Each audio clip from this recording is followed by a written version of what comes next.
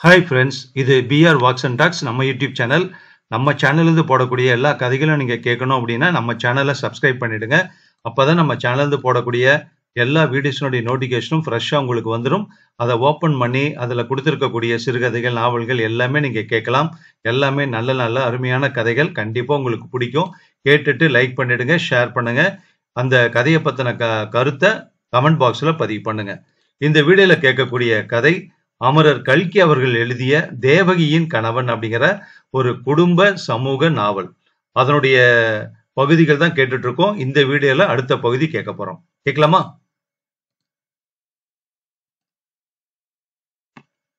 பகுதி 2, அத்தியாயம் 6. கல்யாண தேதி குறிப்பிட்டாகிவிட்டது. பந்தக்கால் முகூர்த்தம் நடந்து கல்யாண கடிதாசி அச்சிடவும் கொடுத்தாகிவிட்டது. கல்யாணத்திற்கு வேண்டிய சாமான்களில் பாதிக்கு மேல் சேகரம் செய்தாகிவிட்டது. மணப்பெண்ணுக்கு நிச்சயதார்த்த புடவையும் மாப்பிள்ளைக்கு முகூர்த்த வேட்டியும் கூட வாங்கியாகிவிட்டது. இவ்வளவு ஏற்பாடுகளும் ஆன பிறகு திடீரென்று ஹெட்மாஸ்டர் பெண்ணின் கல்யாணம் நின்று போய்விட்டது என்ற வதந்தி ஊரில் பரவியது. என் தாயாரை பார்ப்பதற்காக 2 நாள் தான் நான் கிராமத்துக்கு போயிருந்து திரும்பி வந்தேன். திரும்பி வந்தவுடனே அந்த செய்தி என் காதில் விழுந்தது. என்னால் அதை நம்பவே முடியவில்லை. உண்மையை அறிந்து கொள்வதற்காக அவசரமாக ஹெட்மாஸ்டர் வீட்டுக்கு போனேன். வீட்டு வாசலில் கல்யாணத்துக்காக போட்டிருந்த பந்தலை ஆட்கள் அப்போதுதான் பிரித்து கொண்டிருந்தார்கள். இந்த காட்சி என் மனதில் சொல்ல முடியாத வேதனையை உண்டு பண்ணியது. வீட்டுக்குள்ளே போனேன். ஹெட்மாஸ்டராவது அவர் மனைவியாவது அங்கே காணப்படவில்லை. தேவகி மட்டும் கூடத்து ஊஞ்சலில் உட்கார்ந்து ஆடிக்கொண்டிருந்தாள். சந்திரபிம்பம் போன்ற அவளுடைய முகம் வாடி வதங்கி இருந்தது. அவளுடைய தலைமயிர் அவிழ்ந்து தொங்கியது. கன்னங்களில் கண்ணீர் வழிந்தோடியதின் அடையாளங்கள் காணப்பட்டன. தேவகி, இது என்ன? பந்தலை ஏன் பிரிக்கிறார்கள்? நான் கேள்விப்பட்டதெல்லாம் உண்மையா என்று கேட்டேன் பதறியபடி. ஆமாம் கிட்டா, உண்மைதான். கல்யாணம் நின்று போய் விட்டது. நான் வேண்டாம் வேண்டாம் என்று அடித்துக் கொண்டேனே, அதை இவர்கள் கேட்டால்தானே? அப்போது நான் சொன்னதை கேட்கவில்லை. இப்போது நன்றாய் அவமானப்படுகிறார்கள். இவர்களுக்கு நன்றாய் வேண்டும், இதுவும் வேண்டும், இன்னமும் வேண்டும் என்றாள் கோபத்துடன் தேவகி. தேவகியின் இனிய குரலில் அவ்வளவு குரோதம் எப்படி வந்து புகுந்தது என்று நான் ஆச்சரியப்பட்டேன். என்ன காரணம் தேவகி? கல்யாணம் ஏன் நின்றது என்று கேட்டேன். என்ன காரணமோ? என்னை கேட்டால் எனக்கு என்ன தெரியும்? அப்பாவும் அம்மாவும் என்னை பிடுங்கி எடுப்பது போதாது என்று நீ வேறே கேள்வி கேட்பதற்கு வந்து விட்டாயா என்றாள் தேவகி கோபத்துடன். கோபத்திலும் ஆத்திரத்திலும் மரியாதை கூட தவறிவிட்டாள். ஆயினும் அதற்காக அவளை குற்றம் சொல்ல என் மனம் இடம் கொடுக்கவில்லை. இந்த சமயத்தில் வீட்டு வாசலில் ஹெட்மாஸ்டரின் குரல் கேட்டது. ஏண்டா, இன்னுமா பந்தல பிரிச்சாகல? சீக்கிரம் பிரிச்சு எரிஞ்சிட்டு விட்டு தொலைங்கடா என்று பத்மநாப ஐயங்கார் சத்தமிட்டு கத்தினார். அது ஹெட்மாஸ்டரின் குரல் தானா? ஆமாம், அவருடைய குரலேதான். ஆனால் ஹெட்மாஸ்டரின் குரல்தான் அவ்வளவு கர்ண கடூரமாய் இருக்கிறது. பாவம், ஹெட்மாஸ்டருக்கு மனதில் எவ்வளவு தாபம் ஏற்பட்டிருக்க வேண்டும் என்பது யூகிக்க கூடியது தானே. அவருக்கு ஆறுதல் சொல்ல வேண்டும் என்றும் என்ன விதமான ஆறுதல் சொல்லுவது என்றும் யோசித்தேன். யோசித்துக் கொண்டே வீட்டு வாசல் புறம் போக 4 அடி எடுத்து வைத்தேன். இதற்குள் பத்மநாப ஐயங்கார் உள்ளே வந்து விட்டார். வந்தவர் என்னை பார்த்தார். ஐயோ, அந்த பார்வை! சிவபெருமான் நெற்றிக்கண்ணை திறந்து பார்த்து திரிபுரத்தை எரித்து விட்டார் என்பதில் எனக்கு சிறிதும் அதிசயம் கிடையாது. ஆனால் அன்றைக்கு தேவகியின் தகப்பனார் என்னை பார்த்த பார்வை என்னை ஏன் எரிக்கவில்லை என்பதை பற்றிய அதிசயம்தான் இன்னமும் எனக்கு தீரவில்லை. சற்று நேரம் தீ எழும் கண்களால் என்னை பார்த்து கொண்டே இருந்தவர் சட்டென்று நிதானித்து சமாளித்துக் கொண்டு, ஓஹோ, நீ வேறு துக்கம் விசாரிக்க வந்து விட்டாயா? சரி, இங்க வா என்று சிமிக்ஜையும் காட்டிவிட்டு அவருடைய சொந்த அறைக்குள் நுழைந்தார். உடலெல்லாம் பதற, நெஞ்சு படபடவென்று அடித்துக் கொள்ள நானும் மெல்ல உள்ளே போனேன். இதற்குள் அவர் நிதானித்துக் கொண்டு விட்டதாக தோன்றியது. குரலில் அவ்வளவு கடுமை இல்லை. சாவதானமாகத்தான் பேசினார். ஆனால் அவர் கூறிய விஷயம் என்னை கதிகலங்க அடித்து விட்டது. கிருஷ்ணசாமி, நான் சொல்வதை சரியாக வாங்கிக்கொள். பதில் பேசாதே. இனிமேல் நீ இந்த ஊரில் என்னுடைய பள்ளிக்கூடத்தில் படிக்க சௌகரியப்படாது.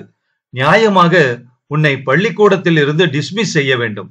அதற்கு வேண்டிய முகாந்திரம் இருக்கிறது. ஆனால் நீ தகப்பன் இல்லாத ஏழை பையன்.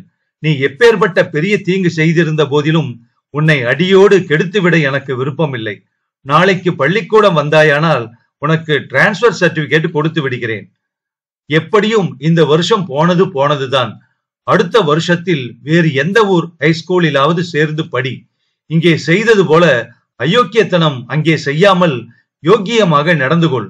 என்னால் உன்னை மன்னிக்கத்தான் முடியாது. ஆனால் கடவுளிடம் மன்னிப்பு கேட்டுக்கொள். கடவுளின் கருணை எல்லையற்றது. அவர் ஒருவேளை உன்னை மன்னித்தாலும் மன்னிக்க கூடும். மேற்கூறிய அவருடைய வார்த்தைகளை அப்படியே ஹெட்மாஸ்டர் கூறியதாக நான் உறுதி சொல்ல முடியாது. இம்மாதிரி தோரணையில் பேசினார் என்றுதான் சொல்லலாம். ஏற்கனவே கலக்கமுற்றிருந்த என் மனதில் அவர் கூறிய வார்த்தைகள் அவ்வளவு தெளிவாக பதியவில்லை. எல்லாம் ஒரே குழப்பமாயிருந்தது எனக்கு. ஆயினும் விஷயம் என்னவென்று விளங்கிவிட்டது. நான் ஏதோ மன்னிக்க முடியாத பெரிய குற்றம் செய்துவிட்டேன். அதனால் அந்த ஊர் பள்ளிக்கூடத்தில் இனி நான் படிக்க முடியாது. அந்த வருஷமே வேறு ஊர் பள்ளிக்கூடத்தில் போய் சேர்ந்து படிக்கவும் முடியாது. ஒரு வருஷம் போனதுதான். படிப்பை பற்றி அவ்வளவாக நான் கவலைப்படவில்லை. வாழ்நாளில் ஒரு வருஷம் என்ன பிரமாதம். ஆனால் ஹெட்மாஸ்டர் என் விஷயத்தில் அவ்வளவு கொடூரமாக நடந்து கொண்டதுதான் சொல்ல முடியாத துன்பத்தை கொடுத்தது எனக்கு. அப்படிப்பட்ட தண்டனை பெறுவதற்கு நான் குற்றம் என்ன செய்தேன்? குற்றம் என்ன? என்னுடைய குற்றம்தான் என்ன என்று என் உடம்பில் உள்ள ஒவ்வொரு அணுவும் துடிதுடித்து கேட்டது. ஒவ்வொரு நரம்பும் அலறி அழுது கேட்டது. தயங்கி தட்டு தடுமாறி என் நாவும், சார், நான் என்ன குற்றம் செய்தேன்? எதற்காக என்னை பள்ளிக்கூடத்திலிருந்து தள்ளுகிறீர்கள் என்று கேட்டே விட்டது. அட அயோக்கியா, கேள்வி வேறே கேட்கிறாயா? போ, என் கண்முன் நிற்காமல் போய் தொலை. இனி என் முகத்திலேயே விழிக்காதே. நீ நின்றாயோ உன்னை கொன்று விடுவேன். மேலே ஒரு வார்த்தை பேசினாலும் உன்னை டிஸ்மிஸ் செய்து விடுவேன். கெட் அவுட் என்று ஹெட்மாஸ்டர் கூச்சலிட்டார். மேலே நான் அங்கு நின்றால் என்னை அவர் கொல்வது ஒரு புறம் இருக்கட்டும், வரம்பு மீறிய கோபத்தினால் அவருடைய உயிருக்கே ஏதாவது ஆபத்து நேர்ந்துவிடும் என்று தோன்றியது எனக்கு. விம்மிக் கொண்டே அந்த வீட்டில் இருந்து வெளியேறினேன். பந்தலில் இருந்த கீத்துகளை எல்லாம் இதற்குள் பிரித்து கீழே போட்டிருந்தார்கள். கம்புகள் மட்டும் நின்றன. போகிற போக்கில் அந்த கம்புகளில் ஒன்றை பிடுங்கி கீழே தடார் என்று போட்டுவிட்டு போனேன். வீதியில் நடந்தபோது 8 திசைகளும் சுழன்றன. சூரியன் இருண்டு பட்ட பகல் நள்ளிரவாயிற்று. வானம் இடிந்து என் தலையில் விழுந்து அமுக்கி மூச்சுவிட முடியாமல் திணறச் செய்தது. இந்த நிலையில் எப்படியோ தட்டு தடுமாறி தள்ளாடி என்னுடைய அறைக்கு போய் சேர்ந்தேன். அத்தியாயம் 7. கழுகுக்கு மூக்கில் வேர்க்கும் என்று ஒரு பழமொழி உண்டு. சமீபத்தில் எங்கேயாவது இறை கிடைப்பதாயிருந்தால் கழுகுக்கு மூக்கில் வேர்க்குமாம். வைத்திக்கும் சுந்தரத்துக்கும் அப்படியே மூக்கில் வேர்க்கும் போலிருக்கிறது. நான் வந்திருப்பதையும் என்னுடைய மனோநிலையையும் தெரிந்து கொண்டு அவர்கள் என்னுடைய அறைக்கு வந்து சேர்ந்தார்கள். அவ்வளவாக நான் அவர்களுடன் பழக்கம் வைத்துக் கொள்வதில்லை என்று சொல்லி இருக்கிறேன் அல்லவா? ஆயினும் விஷமிகளுக்கு வெட்கம்தான் ஏது? என்னை தேடி வந்து சேர்ந்தார்கள். எனக்கு ஏற்பட்டிருந்த துக்கத்தையும் அவர்கள் பேரில் வந்த கோபத்தையும் வெகு பிரயாசைப்பட்டு நான் அடக்கிக் கொண்டேன். கொஞ்சம் நான் பொறுமையாயிருந்தால் தேவகியின் கல்யாணம் தடைபட்ட காரணத்தை அவர்களிடமிருந்து தெரிந்து கொள்ளலாம் என்று என்னுடைய உள்ளுணர்ச்சி சொல்லியது. எங்கப்பா வந்தீர்கள்? என்ன விசேஷம் என்று கேட்டேன். என்ன விசேஷமா? ஊரெல்லாம் ஒரே அமர்க்களமாய் இருக்கிறது. என்ன விசேஷம் என்று மெல்ல கேட்கிறாயே? ஹெட்மாஸ்டர் பெண்ணின் கல்யாணம் நின்று போனது, உனக்கு தெரியாதா என்றான் வைத்தியநாதன். அது தெரியாமல் இருக்குமா? தெரியும். அதற்காக நாம் என்னதை செய்வது என்றேன் நான். என்னத்தை செய்வதாவது? ஏன், பேஷாக செய்யலாம். நம்மில் யாராவது ஒருவர் தேவகியை கல்யாணம் செய்து கொள்ளலாம். ஓட்ட பந்தலை பிரிக்க வேண்டாம் என்று ஹெட்மாஸ்டரிடம் சொல்லலாம் என்றான் சுந்தரம். பேஷான யோசனைதான். இதை நீ ஹெட்மாஸ்டரிடம் சொல்லி பார்ப்பதுதானே. என்னிடம் சொல்லி என்ன பிரயோஜனம் என்றேன் நான். ஹெட்மாஸ்டரிடமும் அவருடைய குடும்பத்தாரிடமும் நீ தேவதா விசுவாசம் வைத்திருந்தாயே என்று உன்னிடம் சொன்னோம். நீ என்னடாவென்றால் ஏனோ தானோ என்று பேசுகிறாயே. அது போனால் போகட்டும். கல்யாணம் ஏன் நின்றது என்பதை பற்றி உனக்கு தெரிந்திருக்குமே என்றான் வைத்தி. எனக்கு தெரியாதப்பா. எனக்கு ஒன்றும் தெரியாது. சும்மா சொல்கிறாய், உனக்கு தெரியாமல் இருக்குமா? இல்லை, சத்தியமா எனக்கு தெரியாது. உங்களுக்கு தெரிந்திருந்தால் சொல்லுங்கள், கேட்கிறேன் என்றேன் நான். உனக்கே தெரியாது என்றால் எங்களுக்கு எப்படி தெரியும்? ஆனால் ஊரில் அதை பற்றி பலவிதமாக பேசிக் கொள்ளுகிறார்கள். ஊரில் என்ன பேசிக் கொள்கிறார்கள் என்றேன் நான். சம்பந்தி வீட்டாருக்கு ஏதோ ஒரு மொட்டை கடிதம் இந்த ஊரில் இருந்து போனதாக சொல்லிக் கொள்கிறார்கள். அப்படி அந்த மொட்டை கடிதத்தில் என்ன எழுதியிருந்ததாம்? கல்யாணம் நின்று போகும்படி என்று நான் கேட்டேன். தேவகி வேறொரு பையன் மீது காதல் கொண்டிருப்பதாக அந்த கடிதத்தில் எழுதியிருந்ததாம். என்ன, இது என்ன முட்டாள்தனம்? ஒரு மொட்டை கடிதத்தை நம்பியா கல்யாணத்தை நிறுத்தி விடுவார்கள்? அந்த சம்பந்திகள் அவ்வளவு முட்டாள்களா? இல்லையப்பா, அதில் இன்னொரு சூட்சுமம் இருக்கிறது. அந்த மொட்டை கடிதம் கல்யாண பெண் தேவகி எழுதியது போலவே எழுதியிருந்ததாம். அதில் அந்த பெண் தான் காதலிப்பது இன்னார் என்று கூட எழுதியிருந்தாளாம். என் நெஞ்சு இப்போது தடக் தடக் என்று அடித்துக் கொள்ள ஆரம்பித்தது. மேலே வைத்து என்ன சொல்ல போகிறான் என்பதை தெரிந்து கொள்ள அவ்வளவு ஆவலாக இருந்தது. அப்புறம் என்னாயிற்று என்றேன் பதறியபடி. தேவகி யார் பெயரை குறிப்பிட்டிருப்பாள் என்று நீதான் சொல்லேன் பார்க்கலாம் என்றான் விஷமமாக. எனக்கு எப்படி தெரியும்? கடிதத்தை நான் பார்க்கவில்லையே. பார்க்காவிட்டால் என்ன, உனக்கு தெரியாமலா இருக்கும்? இல்லை, தெரியவே தெரியாது. மொட்டை கடிதத்தை பற்றிய செய்தியே இப்போது நீங்கள் சொல்லித்தான் எனக்கு தெரியும். ஆமாம் அப்பா, ஆமாம். உனக்கு ஒன்றுமே தெரியாது பார். நீ பால்மணம் பாராத பாலகன். நான் கேள்விப்பட்டதை சொல்லிவிடுகிறேன். இதற்காக என் பேரில் கோபித்துக் கொள்ளாதே. அந்த கடிதத்தில் தேவகி உன்னுடைய பெயரை குறிப்பிட்டு உன்னை அவள் காதலிப்பதாக வெட்ட வெளிச்சமாய் எழுதியிருந்தாளாம். ஐயோ சிவசிவா, பொய், சுத்த பொய் என்று அலறினேன் நான். ஆயினும் என் நெஞ்சு ஏன் அப்படி விம்மி மேலெழுந்தது? என் தலைக்குள் ஏன் அவ்வளவு பெரிய அலைகள் குமுறி மோதின? சுந்தரம் மேலும் கூறினான். இன்னொரு விஷயம் கூட ஊரில் பேசிக் கொள்கிறார்கள் கிட்டா. உனக்கு தெரிந்திருப்பது நல்லது என்று சொல்கிறேன். உண்மையில் தேவகி அந்த கடிதத்தை எழுதவில்லை என்றும், தேவகி எழுதியது போல அவளுடைய எழுத்தை போர்ஜரி செய்து வேறு யாரோ எழுதிவிட்டார்கள் என்றும் சொல்கிறார்கள். ஐயோ ஐயோ, இது என்ன அநியாயம்! அப்படி யார் செய்திருப்பார்கள்? என்னடாப்பா, பரம சாதுவை போல பேசுகிறாயே. நீதான் அந்த போர்ஜரி கடிதம் எழுதினாய் என்றல்லவா ஊரில் பேச்சாய் இருக்கிறது. எனக்கு வந்த கோபத்துக்கும் ஆத்திரத்துக்கும் அளவே இல்லை. என் பொறுமை அதன் எல்லைக்கே வந்துவிட்டது. கடைசியாக ஒரு பெருமுயற்சி செய்து, வைத்தி, டேய் சுந்தரம், நீங்கள் என்னோடு சண்டை பிடிப்பதற்காக வந்திருக்கிறீர்களா? அப்படியானால் சொல்லிவிடுங்கள், தலையை சுற்றி மூக்கை தொடுவானேன் என்று கேட்டேன் நான். சேச்ச, அதெல்லாம் ஒன்றுமில்லையப்பா. உன்னோடு சண்டை பிடித்து எங்களுக்கு இப்போது என்ன ஆக வேண்டும்? இது நல்லவர்களுக்கு காலமில்லை. ஏதோ நீ எங்கள் கிளாஸ்மேட் ஆயிற்றே, வெளியில் பேசிக் கொள்வதை உன் காதிலே போட்டு வைக்கலாம் என்று வந்தால் நீ இப்படி சண்டைக்கு வந்திருக்கிறீர்களா என்று கேட்கிறாய். அழகாய்த்தான் இருக்கிறது நீ கேட்பது. இல்லை, நாங்கள் போகிறோம் என்று சொல்லிவிட்டு இருவரும் போய் தொலைந்தார்கள். அறைக்கு வெளியில் போனதும் அவர்கள் சிரித்துக் கொண்டு போன சத்தம் என் காதில் விழுந்தது. அத்தியாயம் 8. வைத்தியநாதனும் சுந்தரமும் சேர்ந்து சிரித்த சிரிப்பின் ஓசை என்னை நெருப்பாக தகித்தது. அவர்களுடைய சிரிப்பில் இடி விழட்டும் என்று நான் சபித்தேன்.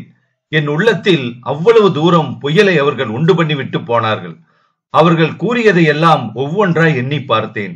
அவற்றில் எவ்வளவு தூரம் உண்மை இருக்கலாம் என்றும் சிந்தித்து பார்த்தேன். மாப்பிள்ளை வீட்டாருக்கு மொட்டை கடிதம் போனது உண்மையாகத்தான் இருக்க வேண்டும். கல்யாணம் தடைப்பட்டதற்கு ஏதேனும் காரணம் இருந்து தீர வேண்டும் அல்லவா?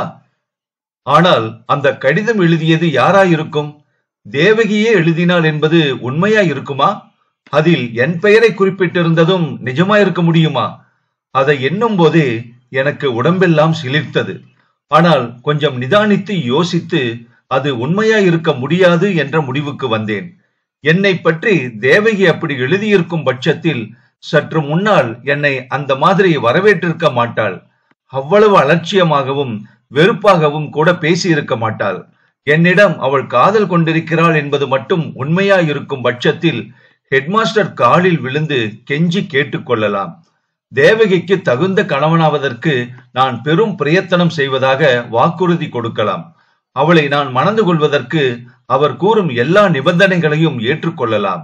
ஆனால் அது உண்மையா இருக்க முடியாது. தேவகி அத்தகைய கடிதம் எழுதியிருக்க முடியாது. பின் யார் எழுதியிருக்க கூடும்? ஏன், இந்த அயோக்கிய சிகாமணி வைத்தியும் சுந்தரமும் செய்த வேலையாக கூட இருக்கலாம். ஒரு பெண்ணின் வாழ்க்கையை கெடுத்து என்னையும் அவமானப்படுத்தி சந்தி சிரிக்க வைப்பதற்கு அவர்கள் இந்த சூழ்ச்சி செய்திருக்கலாம். சட்டென்று ஒரு விஷயம் எனக்கு ஞாபகம் வந்தது. தேவகி வியாசங்கள் எழுதிய நோட்டு புத்தகத்தை ஒரு தடவை நான் என் அறைக்கு எடுத்து வந்திருந்தேன். அவளது வியாசம் ஒன்றை திருத்தி கொடுப்பதற்காகத்தான். அதே சமயத்தில் வைத்தியும் என் அறைக்கு வந்திருந்தான். அந்த நோட்டு புத்தகத்தை எடுத்து புரட்டி பார்த்து கொண்டிருந்தான். ஏதோ அதை பற்றி சற்று கிண்டலாக கூட கேட்டான். அப்புறம் அன்றைக்கு அந்த நோட்டு புத்தகத்தை காணாமல் நான் தேடியதும் அதை பற்றி கவலைப்பட்டதும் திடீரென்று மறுநாள் அந்த நோட்டு புத்தகம் என் அறையில் வந்து முளைத்திருந்ததும் ஞாபகத்துக்கு வந்தது. அந்த கணத்தில் குற்றவாளி யார் என்பது என் மனதிற்கு ஐயமற விளங்கிவிட்டது. அந்த அயோக்கியன் வைத்தியனுடைய வேலைதான். இதை போய் உடனே ஹெட்மாஸ்டரிடம் சொல்லி என் பேரில் உள்ள சந்தேகத்தையும் தப்பெண்ணத்தையும் போக்கிக் கொள்ள வேண்டும். குற்றவாளி யார் என்பது ருசுவாகிவிட்டால் பிறகு நின்று போன கல்யாணத்தை திரும்பவும் பேசி முடித்து நடத்தி வைப்பது கூட சாத்தியமாகலாம் அல்லவா? இப்படியெல்லாம் ஆகாச கோட்டைகளை கட்டிக்கொண்டு மறுபடியும் ஹெட்மாஸ்டரின் வீட்டுக்கு விரைந்து சென்றேன். அடடா, அங்கே எனக்கு எவ்வளவு பெரிய ஏமாற்றம் காத்திருந்தது! நான் எவ்வளவோ அன்பும் மதிப்பும் வைத்து என்னுடைய இருதயத்தில் கோயில் கட்டி பூஜை செய்து வந்த தெய்வமாகிய தேவகி இப்படி என் பேரில் அபாண்டமான பெரும் பழியை போடுவாள் என்று நான் எப்படி எதிர்பார்த்திருக்க முடியும்? ஆனால் அவள் பேரில் குற்றம் சொல்லுவதிலும் பயனில்லை. அவள் என்ன செய்வாள்?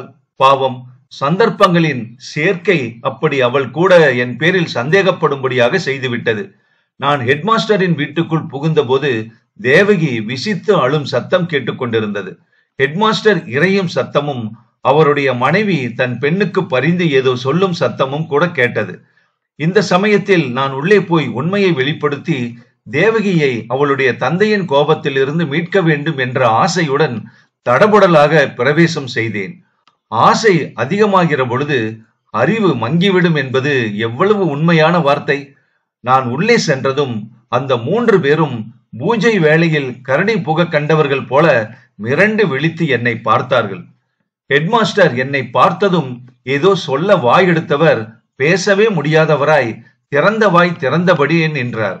மாமியோ கண்ணீர் ததும்பிய கண்களோடு என்னை பார்த்தாள். பாவம், இந்த சமயத்திலேயா நீ வந்து சேரணும் என்று மாமியின் கண்கள் கருணையோடு கூறின.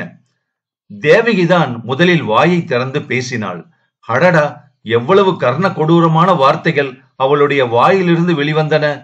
தேவகியின் குரலை குயிலின் குரலோடும் அவளுடைய பேச்சை கிளியின் மழலையோடும் ஒப்பிட்டு பார்த்து இருமாந்திருந்த என்னை அவளுடைய கொடுமையான வார்த்தைகள் எப்படியெல்லாம் புண்படுத்தி வேதனை செய்தன. என்ன போட்டு ஏன் புடுங்கி எடுக்கிறீங்க? அப்பா, உங்க அருமை சிஷ்யன் கிச்சாமி இவன்தான் என்னுடைய வியாச நோட்டு புத்தகத்தை எடுத்துட்டு போய் சில நாள் வச்சிருந்தான். இந்த தடியன்தான் என்னுடைய எழுத்து மாதிரி எழுதி பழகி அந்த பொய்க்கடிதம் போட்டிருக்கணும் என்றாள் தேவகி. அவ்வளவுதான். ஹெட்மாஸ்டர் ரௌத்திரகாரம் அடைந்து என்னை நோக்கி நடந்து வந்தார். அட பாவி சண்டாளா, என்னுடைய குடியை கெடுத்துவிட்டு மறுபடியும் என்ன தைரியம் இருந்தால் இந்த வீட்டுக்குள்ளே நுழைவாயடா என்று அலறிக்கொண்டே என் அருகில் வந்து என் கழுத்தை பிடித்து வேகமாக ஒரு தள்ளு தள்ளினார்.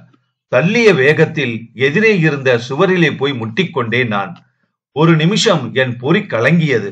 ஐயோ, உங்களுக்கு பைத்தியம் பிடித்து விட்டதா என்ன? இந்த பிள்ளை பேரில் உங்கள் கோபத்தை காட்டுகிறீர்கள் என்று மாமி பரிந்து பேசியது கிணற்றுக்குள் இருந்து பேசியது போல என் காதில் விழுந்தது. மாமியின் குரல் கேட்டுக்கொண்டிருக்கும் போதே நான் வீட்டை விட்டு வெளியேறினேன். பிறகு அந்த வீட்டுக்குள் நுழையவே இல்லை. அன்று இரவே அந்த ஊரை விட்டு கிளம்பி விட்டேன். பள்ளிக்கூடத்தில் டிரான்ஸ்பர் சர்டிபிகேட் வாங்குவதற்காக கூட நான் தாமதிக்கவில்லை. மறுபடி ஹெட்மாஸ்டர் முகத்தில் விழிக்கவே நான் விரும்பவில்லை. அன்று இரவு கிளம்பியவன் தான். பிறகு அந்த ஊரின் எல்லையை கூட இன்று வரையில் நான் மிதிக்கவில்லை. அன்றைய நிகழ்ச்சி, அன்று எனக்கு நேர்ந்த அதிர்ச்சி என்னுடைய வாழ்க்கையின் போக்கையே மாற்றி அமைக்க காரணமாயிருந்தது. கிராமத்துக்கு போய் அம்மாவிடம் சொல்லிக்கொண்டு கல்கத்தாவுக்கு பிரயாணமானேன். கல்கத்தாவில் என்னுடைய தூரத்து உறவினர் ஒருவர் இருந்தார். பெரிய கம்பெனியில் அவர் மேனேஜர் உத்தியோகம் பார்த்தார். அவரை அண்டி முதலில் அவருடைய வீட்டில் சமையல் வேலை செய்தேன். பிறகு அவருடைய கம்பெனியில் குமாஸ்தாவானேன். நாளடைவில் பொறுப்புள்ள பெரிய உத்தியோகங்கள் கிடைத்தன. கடைசியில் சென்னையிலேயே மேற்படி கம்பெனியின் கிளை ஆபீஸுக்கு மேனேஜர் ஆனேன். பணமும் பல வசதிகளும் என்னை தேடிக்கொண்டு வந்தன. பல வருஷ காலம் மனம் செய்து கொள்ளாமலே இருந்தேன். என் 30வது வயதில் வாழ்க்கையின் தனிமையை பொறுக்க முடியாமல் கல்யாணம் செய்து கொண்டேன். என்னுடைய இல்வாழ்க்கையை பற்றி குறை ஒன்றும் சொல்வதற்கில்லை. நம் நாட்டில் பெரும்பாலோருடைய இல்வாழ்க்கையைப் போல என் குடும்ப வாழ்க்கையும் லோகா பிராமமாக இருந்து வருகிறது. எப்போதாவது சில சமயங்களில் ஹெட்மாஸ்டர் பெண் தேவகியை பற்றி நான் நினைத்துக் கொள்வதுண்டு. அவளை மணந்திருந்தால் என்னுடைய வாழ்க்கை எவ்வளவு ஆனந்தமயமாய் இருந்திருக்கும் என்று அசட்டு கனவுகள் காண்பதுண்டு. அப்பொழுதெல்லாம் கடைசி சந்திப்பில் அவள் என் பேரில் சுமத்திய அநியாய பழியை நினைத்து அவள் பேரில் வெறுப்பை வேண்டுமென்று வருவித்துக் கொண்டேன். ஆயினும் அது என்ன அதிசயமோ தெரியவில்லை. எவ்வளவு முயன்றாலும் தேவகியை பற்றி வெறுப்பாக என்னால் நினைக்க முடிவதில்லை. அவள் எங்கே இருக்கிறாளோ, அவளுடைய வாழ்க்கையின் சுக துக்கங்கள் எப்படியோ என்று நினைக்கும் போது ஒரு தனிப்பட்ட அனுதாப உணர்ச்சி ஏற்படும். தேவகியை பற்றிய சிந்தனையில் நான் ஆழ்ந்திருக்கும் போது யாராவது ஏதாவது கேட்டால் என் காதிலேயே ஏறாது. சுய ஞாபகம் வந்ததும், என்ன சொன்னீர்கள்? ஏதோ ஞாபகமாய் இருந்து விட்டேன் என்று கூறுவேன். பொருட்காட்சி மைதானத்தில் தேவகியை திடீரென்று பார்த்ததில் இருந்து அவள் விஷயமான அனுதாப உணர்ச்சி 1க்கு 100 மடங்காயிற்று. அவளுடைய தோற்றத்தையும் ஆடை ஆபரணங்களையும் பார்த்தால் அவ்வளவு வசதியான நிலையில் அவள் இருக்கக்கூடும் என்று தோன்றவில்லை. குழந்தைகளை பார்த்தாலும் அப்படியே தான் இருந்தது. பாவம், என்ன கஷ்டப்படுகிறாளோ என்னவோ. அவளுக்கு நான் ஏதேனும் உதவி செய்வது சாத்தியமானால் அதை காட்டிலும் எனக்கு மகிழ்ச்சி தரக்கூடியது வேறு ஒன்றுமே இராது. அது மட்டுமல்ல, தேவகியும் அவளுடைய தந்தையும் என் பேரில் கொண்ட சந்தேகம் ஆதாரமற்றது என்பதை எப்படியேனும் நிரூபிக்க வேண்டும். அப்படி என் பேரில் அவர்கள் அநியாய பழி சுமத்தியதற்காக வெட்கப்படும்படியும் செய்ய வேண்டும். இந்த ஒரு காரியம் நிறைவேறினால் பிறகு என் வாழ்க்கையில் குறைபடுவதற்கே இடம் ஒன்றும் இராது.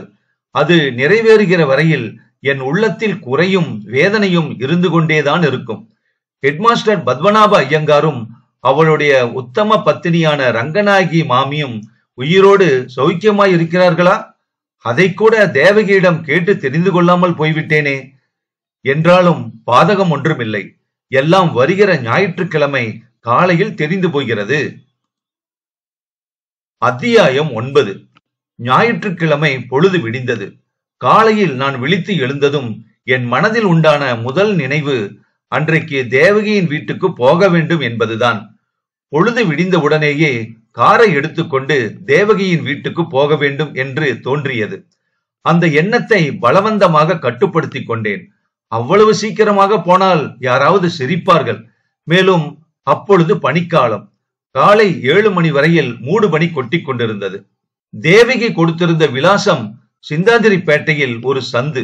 அந்த சந்தை கண்டுபிடித்து வீட்டு நம்பரையும் கண்டுபிடிப்பதற்குள் மணி 9 ஆகிவிட்டது. ஆனால் நான் எண்ணியது போல் வீடு அவ்வளவு மோசமாயில்லை. அது ஒரு மச்சு வீடு. கீழ்கட்டிலும் மேல் மாடியிலும் பல அறைகள் உள்ள விசாலமான வீடு. காரை கொண்டு போய் நிறுத்தியதும் யாராவது வீட்டுக்குள் இருந்து வந்து விசாரிப்பார்கள் என்று நினைத்தேன். ஆனால் யாரும் வெளியே வருகிற வழியாக இல்லை. வீட்டு வாசலில் படிக்கட்டில் நின்று சார் சார் என்றேன். கீழ்கட்டில் இருந்து பதில் ஒன்றும் வரவில்லை. மேலே இருந்து ஒரு கடுமையான புருஷ குரல், யாரங்க என்று சத்தமிட்டது. ஒரு வினாடி இது என்ன வம்பு? ஒருவேளை விலாசம் சரியாக தெரிந்து கொள்ளாமல் வேறு யார் வீட்டுக்காவது வந்து விட்டோமா என்று நினைத்தேன். வாசற் படிக்கட்டில் இருந்து வீதியில் இறங்கி அண்ணாந்து பார்த்தேன். மேல் மாடி அறையின் ஜன்னல் கதவை யாரோ படீர் என்று சாத்தினார்கள். மேல்கட்டில் வேறு யாராவது குடியிருக்கலாம் என்று எண்ணிக்கொண்டு மறுபடியும் வாசல் படி ஏறி கதவண்டையில் வந்து சார் சார் என்று கூறினேன்.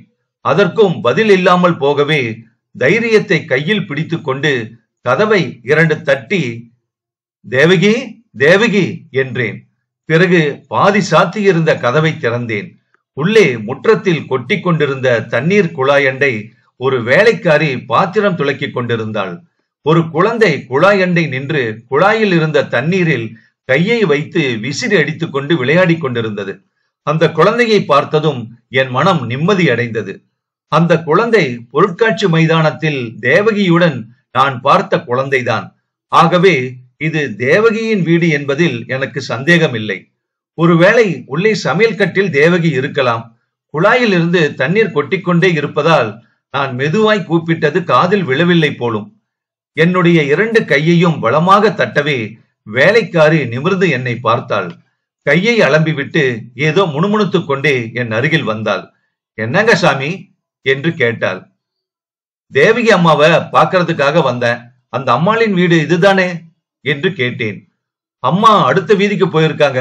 ஒரு சிநேகிதி அம்மாளோட குழந்தைக்கு ஆண்டு நிறைவு கல்யாணம், அதுக்காக போயிருக்காங்க என்றாள் வேலைக்காரி. சரி, எப்போது திரும்பி வருவாங்க? தெரியாதுங்க சாமி, அநேகமாக இப்பவே வந்தாலும் வந்துருவாங்க. இது என்ன தொந்தரவுன்னு நினைத்து கொண்டு, வீட்டுல வேறு யாரும் இல்லையா, அந்த அம்மாளின் புருஷர் என்றேன். வேலைக்காரி கொஞ்சம் திகைத்து நின்றுவிட்டு, அவங்க வெளியூருக்கு போயிருக்காங்க, இன்னும் திரும்பி வரலைங்களே என்றாள். அவளுடைய திகைப்பின் காரணம் அப்போது எனக்கு புரியவில்லை. அது பிற்பாடுதான் எனக்கு தெரிந்தது. தேவகி அம்மாளின் தகப்பனார் பத்மநாப ஐயங்கார் இருக்காரா என்று கேட்டேன். அவர் இருக்காரு, அதோ அந்த கேமரா அறையில எட்டி பாருங்க என்று சொல்லிவிட்டு வேலைக்காரி தன்னுடைய வேலையை பார்ப்பதற்கு போய்விட்டாள். வேலைக்காரி சுட்டி காட்டிய அறையின் கதவு சாத்தி இருந்தது. சற்று நேரம் உட்கார்ந்திருக்கலாம் என்றால் ஒரு பெஞ்சியோ நாற்காலியோ ஒன்றுமே அங்கு கிடையாது. மேலும் அந்த வேலைக்காரி கேமரா உள்ளுக்குள் எட்டி பார்க்க சொன்னதின் அர்த்தம் என்ன? அந்த அறை ஜன்னலின் கீழ்ப்பாதி கதவுகள் சாத்தி இருந்தன. அருகில் சென்று மேற்பகுதி வழியாக எட்டி பார்த்தேன். உள்ளே நான் பார்த்த காட்சி ஒரு நிமிஷம் என்னை பிரமிக்கும்படி செய்துவிட்டது. ஒரு வயதான மனிதர் அந்த அறையின் சுவர் ஓரமாக தலைகீழாக நின்று கொண்டிருந்தார். அவருடைய தலையை ஒரு தலையணையில் வைத்துக் கொண்டிருந்தார். கால்களை சுவர் மீது சாத்தி இருந்தார். மிகவும் சங்கடப்பட்டு கொண்டு நின்றார் என்பது தெளிவாய் இருந்தது. ஆனால் அவருடைய முகம் எனக்கு தெரியவில்லை. எனினும் அவர் ஹெட்மாஸ்டர் பத்மநாப ஐயங்காராக இருக்கலாம் என்று தோன்றியது. முகத்தை பார்த்தால் நிச்சயமாய் சொல்லிவிடலாம். ஆயினும் தலைகீழாக நின்று கொண்டிருக்கிறவரிடம் எப்படி பேசுவது? ஜன்னல் ஓரமாகவே நின்று காத்து கொண்டிருந்தேன். ஒரு நிமிஷத்துக்கெல்லாம் அந்த மனிதரின் கால்கள் கீழே வந்தன. அவர் எழுந்து நின்றார். அறைக்குள் மங்கலான வெளிச்சமே இருந்த போதிலும் அவர் பத்மநாப ஐயங்கார் தான் என்பது தெரிந்துவிட்டது. இதுதான் சமயம் என்று சார் சார் என்று கூப்பிட்டேன். ஐயங்கார் என் பக்கம் சட்டென்று திரும்பி பார்த்து கடுகடுப்பான முகத்துடன், யாரது? சுத்த நியூசென்ஸ், இந்த வீட்ல ஒரு நிமிஷமாவது பிரைவசிங்கிறதே கிடையாது என்று சத்தம் போட்டார். மன்னிக்க வேணும் சார், நான் தான் உங்க பழைய மாணாக்கன் கிச்சாமி, என்ன ஞாபகம் இல்லையா என்று கேட்டேன். உடனே ஹெட்மாஸ்டரின் முகம் மலர்ந்தது. அடடே, நம்ம தண்டாங்கோர கிச்சாமியா? வா வா, தேவகி கூட சொன்னா நீ வருவேன்னு, நான் தான் மறந்துட்டேன், வா உள்ள வா என்று சொல்லிக்கொண்டே வந்து அறையின் கதவை திறந்தார். உள்ளே போனதும் தானும் உட்கார்ந்து என்னையும் ஒரு நாற்காலியில் உட்காரச் சொன்னார். மூக்கு கண்ணாடியை போட்டுக்கொண்டு என்னை நன்றாய் உற்று பார்த்துவிட்டு, ஆமா நீ கிச்சாமிதான், ஆனா நீ எப்படி மாறி போயிருக்க? ஷர்ட்டு, கோட்டு, கையில லிஸ்ட் வாட்சு, பையில பார்க்கர் பேனா, எல்லாம் எல்லாம் பார்க்கறதுக்கு பிரமாதமா இருக்கிறதே. வாசல்ல நிக்கிற கார் கூட உன்னுடையதாக்கும். ஜோரான ஸ்டுடி பேக்கர் கார் அல்லவா? தேவகி சொன்னது சரிதான், நல்ல பணம் சம்பாதிச்சிட்ட போல இருக்கு. எல்லாம் பெருமாளுடைய அருள். ரொம்ப சந்தோஷம்பா. ஆனாலும் எப்படி மாறி போயிருக்க பாரு. என்னுடைய ஸ்டூடெண்ட் கிச்சாமி நீதான்னு நம்புறதே எனக்கு கஷ்டமா தான் இருக்கு. இப்போது எங்க இருக்க, என்ன செய்யற, எல்லாம் சவிஸ்தாரமாக சொல்லு பார்க்கலாம் என்றார் அவர். நான் பிசினஸ் செஞ்சுக்கிட்டு இருக்கேன் சார். ஏதோ உங்கள் ஆசீர்வாதத்தினால இதுவரைக்கும் எல்லாம் சௌக்கியமாகவே இருந்து வருது. தியாகராஜ நகர்ல வசித்து வர்றேன். நீங்க இங்க வந்து ரொம்ப வருஷம் ஆயிட்டதோ? ஏன், ரிட்டையர் ஆனதுல இருந்து இங்கதான் இருந்து வர்றேன். வேற எங்க போறது? இதுதான் என்னுடைய பூர்வாங்க வீடு. அப்படியா சார், ரொம்ப சந்தோஷம். உங்களை நான் பார்த்து கிட்டத்தட்ட 25 வருஷம் இருக்குமே. ஆனா உங்களுடைய தோற்றத்தில் மட்டும் மாறுதலே இல்ல சார். அன்னைக்கு மாதிரியே இன்னைக்கும் இருக்கீங்க சார். நீ சொல்றது உண்மைதான்ப்பா. வயசு எனக்கு இப்போது 75 ஆகுது. அதனால நான் இத சொன்னா ஒருவரும் நம்புறதில்ல. எல்லாரும் 60 வயசுதான் மதிப்பிடுறாங்க. எதனால இப்படி இருக்கேன்னு தெரியுமா? எல்லாம் யோகாசனத்தோட மகிமைதான். நீ வர்ற போது கூட ஆசனம் தான் செஞ்சுக்கிட்டு இருந்தேன். நீ வேணுமானா பாரு, நான் 100 வயசு இருக்க போறேன். நான் ஜுரம் தலைவலின்னு படுத்து இன்னைக்கு வருஷம் 15 ஆக போகிறது. தெரியறதா உனக்கு? எந்த வருஷத்துல சார் நீங்க ரிட்டையர் ஆனீங்க? ரிட்டையர் ஆன வரையில தண்டாங்கோரையில தான் ஹெட்மாஸ்டரா இருந்தீங்களா? ஆமா கிட்டா, ஆமா. வேறு எங்க நான் போறது? தண்டாங்கோரையில அந்த நாட்களை நினைச்சாலே எனக்கு சந்தோஷமா இருக்கு. அதுவும் நீங்க எல்லாம் படிச்சுக்கிட்டு இருக்க போது எப்பேற்பட்ட நல்ல செட்டு. நீங்க எவ்வளவு சிரத்தையா படிச்சீங்க. உபாத்தியாயர்களிடம் எவ்வளவு மரியாதையா இருந்தீங்க. இந்த காலத்து பிள்ளைங்க அடியோடு கெட்டு போயிட்டாங்க. படிக்கிறது இல்ல, பரீட்சை பேப்பரை திருட பாக்குறது. அப்படி திருடி பரீட்சை பேப்பர் முழுசும் தெரிஞ்சிருந்தாலும் பரீட்சையில சரியாக பதில் எழுதி மார்க் வாங்க முடியறது இல்ல. இந்த காலத்து மாணாக்கர்கள் ரொம்ப ரொம்ப மட்டமா இருக்காங்க. அடடா, நீங்க எல்லாம் படிச்ச போது எவ்வளவு நல்லா இருந்தது தெரியுமா? அப்போது வகுப்புகளுக்கு வருவதே ஒரு சந்தோஷம்தான். எனக்கு கூட அந்த நாட்களை நினைச்சு பார்த்தா எவ்வளவோ சந்தோஷமா இருக்கு சார். உங்ககிட்ட படிச்ச போது வேறு யாரிடமும் படிக்க நான் இஷ்டப்படவே இல்லை. ஆமா ஆமா, நீ டிரான்ஸ்பர் சர்டிபிகேட் வாங்கிக்கிறதுக்கு கூட வரலையே, பாவம். உன்னை வீணா. அதனால என்ன சார், ஒன்னும் குறைவில்லை எனக்கு. அப்படியே படிப்பை விட்டுட்டு போய் பிசினஸ் துறையில சேர்ந்ததுனால இன்னைக்கு நான் ரொம்ப நல்லா இருக்கேன். என்னுடைய ஆபீஸ்ல எனக்கு கீழே 30 கிராஜுவேட்டுகள் குமஸ்தா வேலை பாக்குறாங்க சார். ரொம்ப சந்தோஷம்பா. நான் ஆதியில இருந்து என் கீழே படிச்ச மாணாக்கர்களுக்கெல்லாம் இதத்தான் சொல்லிக்கிட்டு இருந்தேன். உத்தியோகம் உத்தியோகம்னு ஆளா பறக்காதீங்கப்பா. ஏதாவது வியாபாரம், கைத்தொழில், பேங்கிங் இப்படி பார்த்து புகுந்துக்குங்கன்னு படிச்சு படிச்சு சொல்லுவேன். நீ ஒருவனாவது என்னுடைய வார்த்தையை மதிச்சு நடந்து இந்த மாதிரி நல்ல நிலைமைக்கு வந்திருக்கியே, அத பத்தி எனக்கு எவ்வளவோ சந்தோஷமா இருக்கு போ. ஆனா பாவம், உன்னோட மாமிதான் கண்ணை மூடிட்டா. என்ன பரிதவிக்க விட்டுட்டு போயிட்டா. இன்றைய தினம் அவ உயிரோடு இருந்து நீ ஜம்முன்னு ஸ்டுடிபேக்கர் கார்ல வந்து இறங்குறத பார்த்திருந்தா அப்படியே மாமி பூரிச்சு போயிருப்பா. அவளுக்கு மேல அலாதியான பிரியம் இருக்குப்பா. எத்தனையோ மாணாக்கர்கள் என்கிட்ட படிச்சிருக்காங்க, அவளிடமும் பக்தியுடன் பழகி இருக்காங்க. ஆனா உன்கிட்ட அவளுக்கு ஏற்பட்ட பாசத்தை போல வேறு யாருகிட்டையும் ஏற்படல. தண்டாங்கோரையில புது குடித்தனம் போட்ட போது நீ செஞ்ச உதவிகளை பத்தி அவள் சொல்லாத நாளே கிடையாது. என்கிட்ட கூட அவளுக்கு ரொம்ப கோபம். உன் பேர்ல நான் அநியாயமா பழி போட்டு துரத்திட்டேன்னு. ஆனா அந்த நிலைமையில நான் என்ன செஞ்சிருக்க முடியும் கிச்சா, நீ ஏன் சொல்லு என்றார் அவர். ஆமா சார், நீங்க என்ன செஞ்சிருக்க முடியும் என்றேன் நான் பதிலுக்கு. ரங்கநாயகி அம்மாள் காலமாகி விட்டாள் என்னும் செய்தி என்னை துயரத்தில் ஆழ்த்திவிட்டது. மாமி கடைசி வரை என்னை நினைவு வைத்துக் கொண்டிருந்தாள் என்பது என் மனதை உருக்கிவிட்டது. இதே சமயத்தில் வாசலில் கலகலவென்று பேச்சு குரல் கேட்டது. அடுத்த நிமிஷம் தேவகி தன்னுடைய மூத்த குழந்தைகள் இருவருடனும் வீட்டுக்குள்ளே வந்தாள். என்னை பார்த்ததும், ஓஹோ கிட்டவா, வாசல்ல நிக்கிற மோட்டார் கார் உங்களுடையதானா? யாருடையதோன்னு நான் பார்த்தேன்.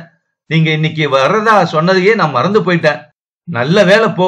ஆண்டு நிறைவு நடந்த வீட்டுல சாப்பிட்டுட்டு தான் போகணும்னு வற்புறுத்தியும் நான் அதை தட்டி கழிச்சிட்டு வந்தனே, அதுவே நல்லதா போச்சு கிட்டா என்றாள் தேவகி.